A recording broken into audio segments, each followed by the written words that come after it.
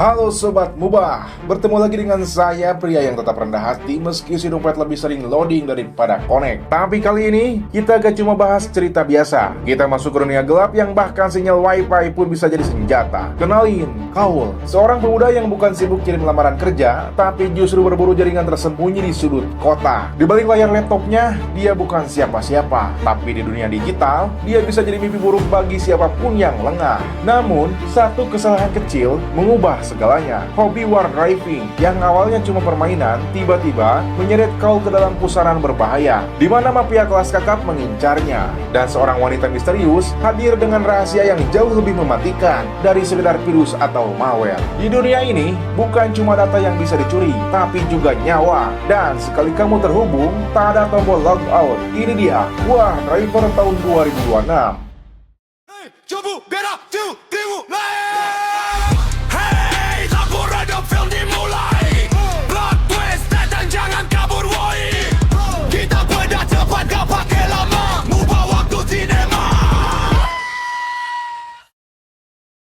Film berfokus pada seorang pria pengangguran bernama Kaul. Meski tidak memiliki pekerjaan tetap, kehidupannya terbilang berkecukupan berkat keahlian meretas yang ia kuasai. Kesehariannya diisi dengan menerima informasi target dari rekan daringnya, lalu menyiapkan peralatan tempur untuk menjalankan aksinya. Namun di balik semua itu, Kaul sebenarnya berhati baik. Ia kerap membantu masalah keuangan tetangganya, yaitu Eva.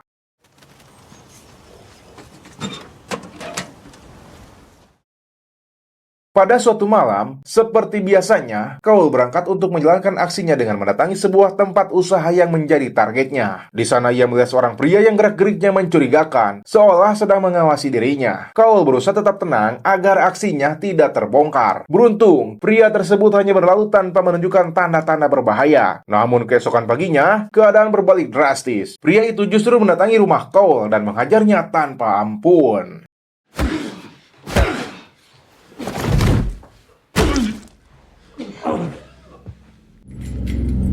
Let's go for a ride.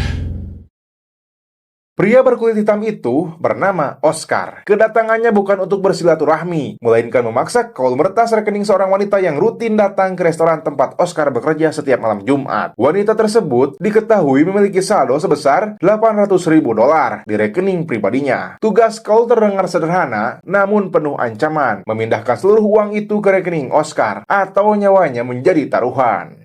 You do anything stupid with me, you get hurt, okay? Tanpa pilihan lain, Kaul terpaksa menuruti permintaan tersebut dan mendatangi tempat kerja Oscar. Di sana, Oscar menunjukkan sosok wanita yang menjadi target mereka. Setelah itu, Kaul harus menunggu dan membuntuti wanita tersebut hingga pulang ke rumahnya. Ia pun berhasil menemukan lokasi rumah sang target. Tanpa membuang waktu, Kaul segera mencari jaringan wifi untuk mengakses ponsel wanita itu dan memindahkan seluruh dananya. Ia nyaris tertangkap oleh kekasih sang wanita, namun berhasil bersembunyi. Proses pemindahan dana berjalan lancar dan Kaul segera meninggalkan lokasi.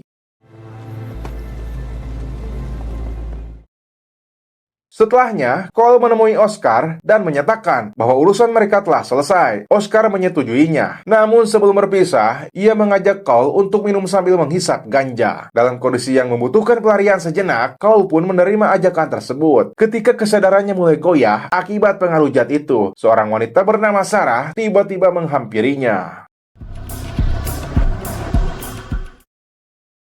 Keesokan paginya, Kaul tersadar bahwa Sarah adalah wanita yang rekeningnya baru saja ia bobol. Ia segera menelusuri kembali database yang pernah diaksesnya untuk memastikan keberadaan Sarah. Hasilnya, wanita itu terdeteksi berada di sebuah restoran dekat rumah Kaul. Untuk memastikan, Kaul langsung menuju lokasi tersebut. Dan benar, Sarah memang berada di sana.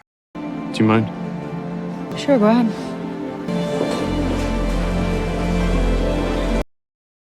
Rasa penasaran mendorong Kaul untuk kembali mendatangi rumah Sarah. Setelah meretas beberapa perangkat di sana, ia menemukan fakta mengejutkan. Sarah sedang terlibat konflik dengan kekasihnya, Bilson. Pria itu merupakan sosok kaya dengan bisnis gelap yang tersembunyi. Dia juga telah berkeluarga dan memiliki anak, menjadikan Sarah tak lebih dari sekedar wanita simpanan. Lebih jauh terungkap, uang hasil bisnis ilegal tersebut dititipkan kepada Sarah. Namun kini telah lenyap akibat ulah Kaul. Bilson pun memberikan ultimatum, Sarah hanya memiliki waktu 1 minggu untuk mengembalikan uang tersebut. 1 week, Sarah.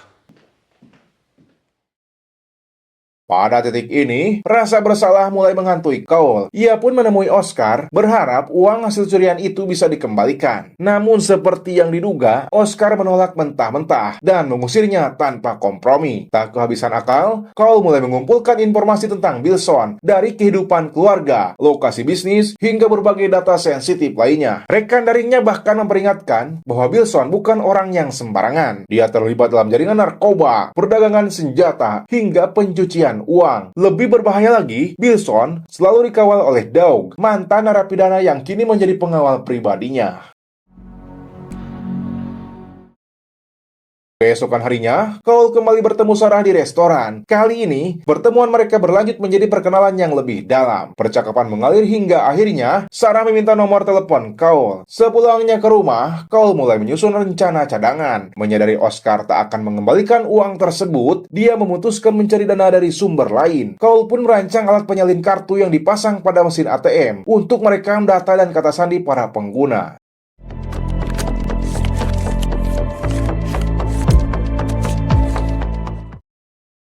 Uang mulai mengalir ke rekening Cole, namun jumlah yang dibutuhkan terlalu besar untuk dicapai dalam waktu singkat. Setelah 1 minggu, dia baru berhasil mengumpulkan $420.000, jauh dari target $800.000. Aksinya pun tidak selalu berjalan mulus. Ia hampir tertangkap oleh petugas keamanan, tetapi berhasil mengelabui dengan alasan tengah menjalankan tugas perusahaan untuk memeriksa jaringan sinyal.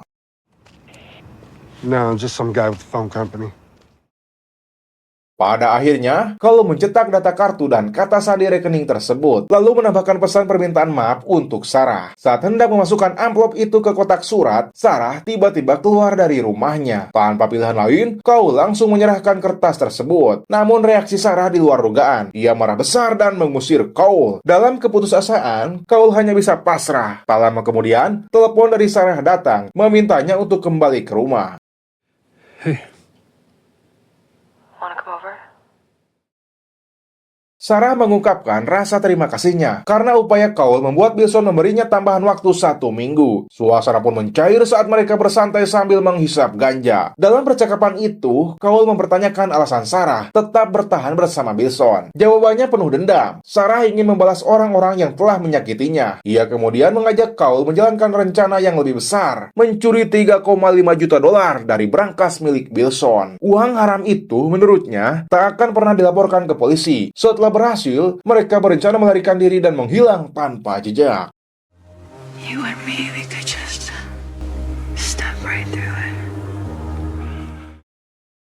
Saat hendak pulang, Cole dihentikan oleh Eva yang memberitahu bahwa seseorang misterius telah menyusup ke rumahnya. Dengan sigap, Cole mengambil tongkat dan mencari penyusup tersebut hingga terjadi perkelahian sengit. Dia berhasil melumpuhkan pria itu yang ternyata adalah Doug. Cole kemudian membawa Doug ke tempat terpencil dan menuntut penjelasan. Namun Doug justru memperingatkannya untuk segera meninggalkan kota, menegaskan bahwa masalah ini sudah berada di luar kendali Cole. Menyadari situasi semakin berbahaya, Cole segera menemui Sarah untuk mematangkan rencana. Tantangan terbesar adalah sistem keamanan rumah Bilson yang sangat canggih dan terhubung langsung ke ponselnya. Satu-satunya cara adalah dengan mengkloning perangkat tersebut. Untuk itu, Cole kembali mendekati Oscar dan menawarkan imbalan sebesar $500.000 agar mau membantu.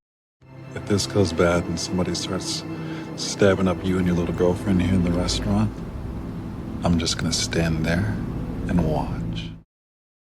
Pada malam yang telah direncanakan, Sarah dan Bilson pergi ke restoran. Sebelum turun dari mobil, Sarah menggoda Bilson dan diam-diam mencuri ponselnya. Di dalam restoran, ia menyerahkan ponsel tersebut kepada Oscar yang bekerja sebagai penjaga pintu. Oscar segera menghubungkannya ke laptop agar dapat diakses oleh Cole yang sudah bersiap di depan rumah Bilson.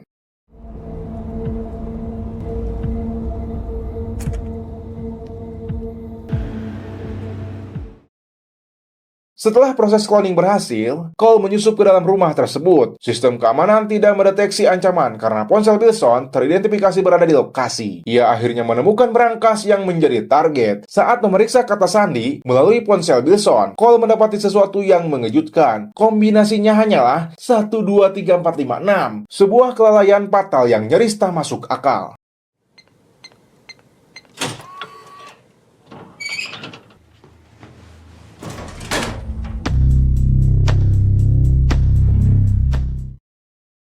Di sisi lain, Bilson mulai menyadari bahwa ponselnya hilang. Ketegangan pun meningkat, hingga Oscar muncul dan mengembalikannya dengan alasan menemukan perangkat itu di luar. Sarah kemudian meminta izin ke kamar mandi, namun Oscar diam-diam menyusulnya. Disinilah fakta mengejutkan terungkap. Oscar dan Sarah ternyata memiliki hubungan khusus. Selama ini mereka sengaja memanfaatkan Cole sebagai alat untuk mencuri uang milik Bilson. Meski demikian, Sarah masih memohon agar Oscar hanya mengambil uang tersebut tanpa menyakiti Cole. Let's just get the money and go. Oscar. Saat Cole hendak melarikan diri dari rumah Bilson, situasi mendadak berubah ketika istri Bilson pulang lebih awal. Meski berhasil kabur tanpa tertangkap, kehadiran Cole menimbulkan kecurigaan yang langsung dilaporkan kepada Bilson. Dalam perjalanan pulang, Bilson yang sudah menyimpan kecurigaan sejak awal langsung menodongkan pistol ke arah Sarah. Ketegangan semakin memuncak ketika Cole tiba-tiba menelpon. Dengan cepat, Bilson memaksa Sarah mengubah lokasi pertemuan agar Cole tidak menyadari situasi yang sebenarnya. Alright, I'll be there soon.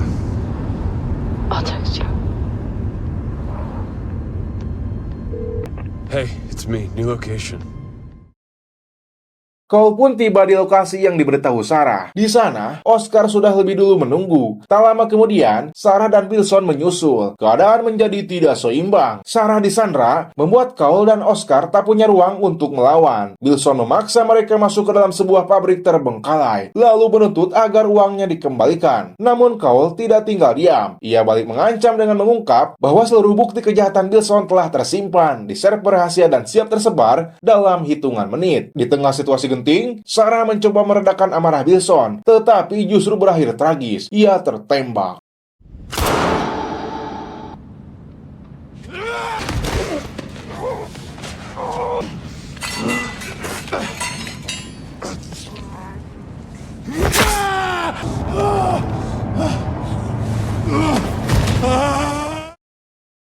Dalam kekacauan itu, Oscar berhasil melumpuhkan Bilson meski dirinya mengalami luka serius. Sementara itu, Sarah tak berhasil diselamatkan. Melihat kenyataan tersebut, emosi Oscar meledak tak terkendali. Ia mengarahkan pistol ke Cole dan menuntut seluruh uang yang ada. Di tengah tekanan yang memuncak, Cole tetap menunjukkan ketenangan yang tak terduga. Hingga tiba-tiba, suara tembakan memecah keheningan.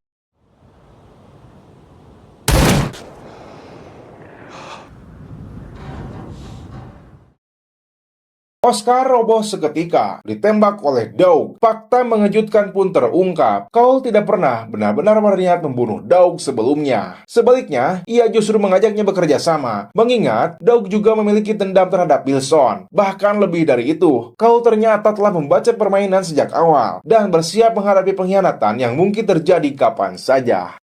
Pleasure doing business. Demikianlah akhir perjalanan Cole dalam War Driver 2026. Sebuah kisah yang menjadi pengingat bahwa di dunia digital tidak ada sistem yang benar-benar aman. Seseorang mungkin merasa paling cerdas dalam menembus pertahanan orang lain, namun selalu ada pihak yang lebih berbahaya mengintai dari balik bayangan. Cole mungkin berhasil selamat kali ini, tetapi masa lalunya akan terus menghantuinya, layaknya malware yang tak pernah benar-benar bisa dihapus. Jika kalian berada di posisi Cole, apakah akan memilih berhenti atau justru melangkah lebih jauh menjadi penguasa jaringan? Tulis pendapat kalian di kolom komentar. Terima kasih telah mengikuti alur cerita ini dari awal hingga akhir, dan sampai jumpa di kisah berikutnya.